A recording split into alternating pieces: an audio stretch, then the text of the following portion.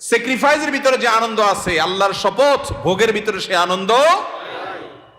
হারামের হাতছানি আছে, ছেড়ে দিছেন কেন? আমার রবের নির্দেশ নাই, অনুমোদন নাই, আমি করলাম না, দরকার নেই আমার এই পয়সা। মনে হয় খুব কষ্ট হবে, তাই না? বাহ্যিকভাবে কষ্ট হবে, রুহ যে আছে, রুহ আত্মা, ভেতরটা প্রশান্ত হবে।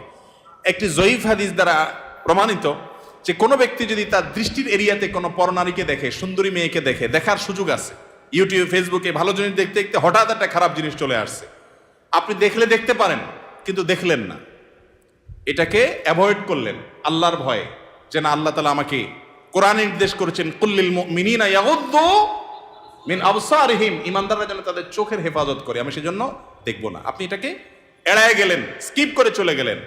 বাহ্যিকভাবে একটু কষ্ট হবে প্রথম, মনে হচ্ছে যে আরে দেখলে মনে হয় সুখের সমুদ্রে আবুডুবু খাইতে পারতাম, কিন্তু আপনি দেখলেন না।